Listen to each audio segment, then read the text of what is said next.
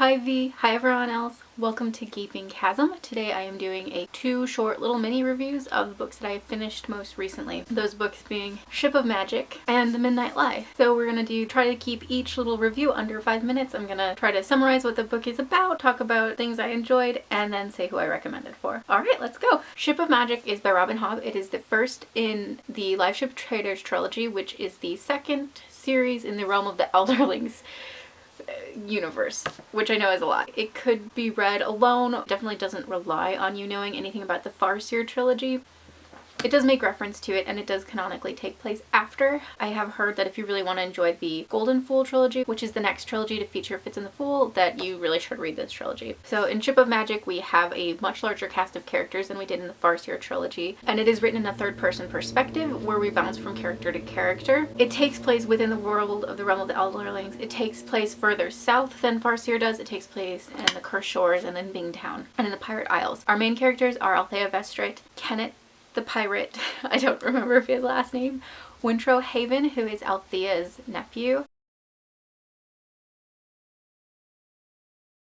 Most of the book takes place on boats and in the water, which is awesome. There's a lot of pirate activity, there's a lot of trading activity, there's sea serpents. It is so cool. The kind of gimmick with the magic is that there are things called live ships. Basically, these are ships that once people from 3 generations of the same family have died upon it, the ship awakens, it quickens, and it becomes sort of its own person. And there's a lot of mystery surrounding how exactly it works, why it works, but the thing that makes these ships very valuable is that A, they sail better, and B, they can actually sail up and down the Rainwild River, which is how you can trade for some of the cooler magical goods that are out there. Althea Vestrit, she is the daughter and believes she's going to be the heir to the live ship Vivacia, which is about to quicken when the story starts. There's also Kennit. He is a pirate who is intent on becoming the Pirate King. Wintro Haven, who is so in training to be a priest until his family decides he's going to have a completely different role in the family. Other perspectives include Brashen Trell, who is a sailor who knows Althea very well. The ship Vivacia herself, she is fantastic. I love her.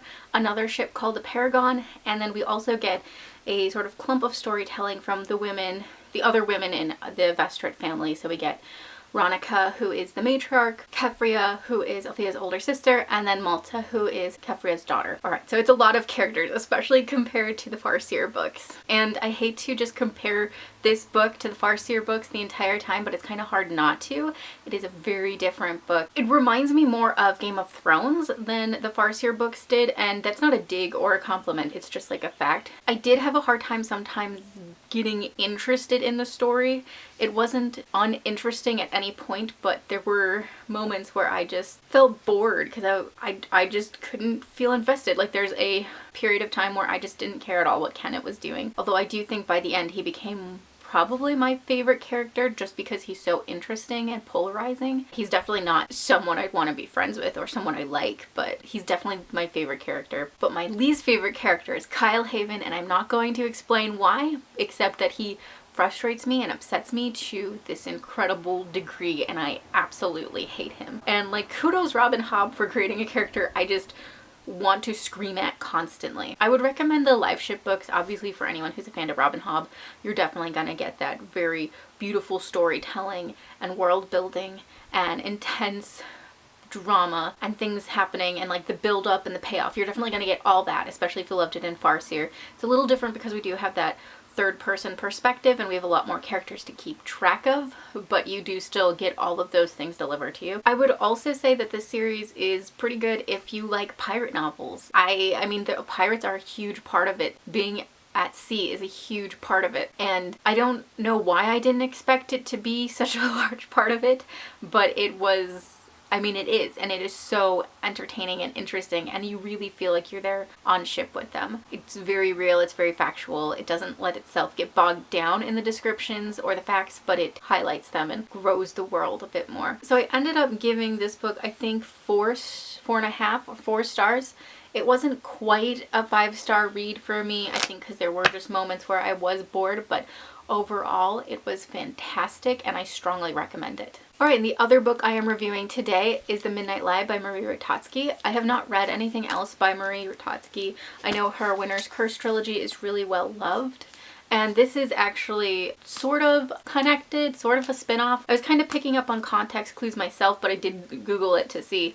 You definitely don't need to read the first series to understand this book at all. It's very, very clear. Also, this is the Illumicrate exclusive edition.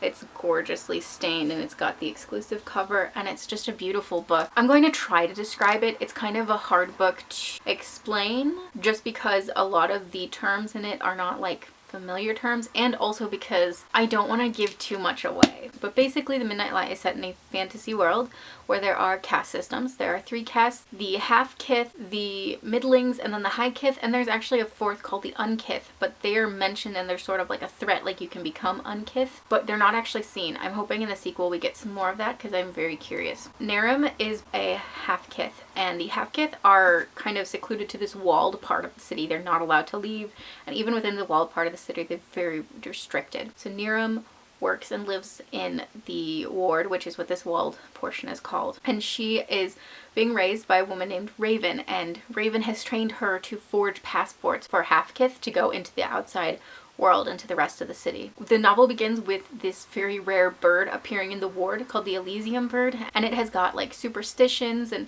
sort of magical stories about it, and Nehrim ends up chasing it, and in catching it and returning it to the guards, she ends up being imprisoned. While in prison, she meets someone named Sid. Small spoiler, but their romance is a large part of the story, and I went into this not knowing it was LGBT story, and oh my god, I loved it. It was so nice. I loved Sid. She was probably the highlight. Her dialogue is awesome. She's very much a Flynn Rider type archetype. Nehrim is also awesome. She's a great protagonist. She's got that sort of silent strength, but she's also like ruthless in some ways. It was awesome. I mean 5 stars. I read this book in 2 days, and I only read it in 2 days because I couldn't read it in 1 day because I started it so late in the day. But I could not put it down. I was obsessed with it. The writing is gorgeous.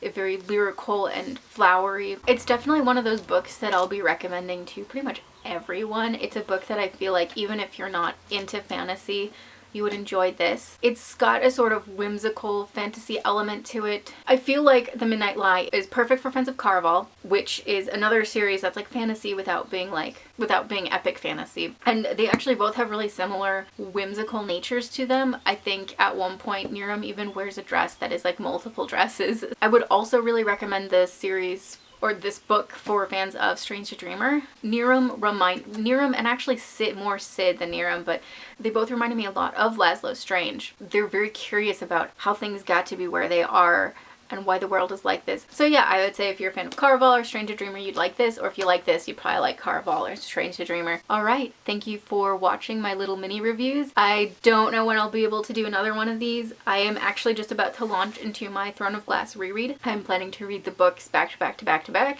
I haven't done that ever because I've only read Kingdom of Ash once. So I'm excited to do that, but I'm not going to be reviewing them or anything. So yeah, thank you for sticking around. I hope you are having a great day. I hope that the weather is properly springy near you, that you can at least open the windows and enjoy that, because that's definitely turned my mood up 100 notches.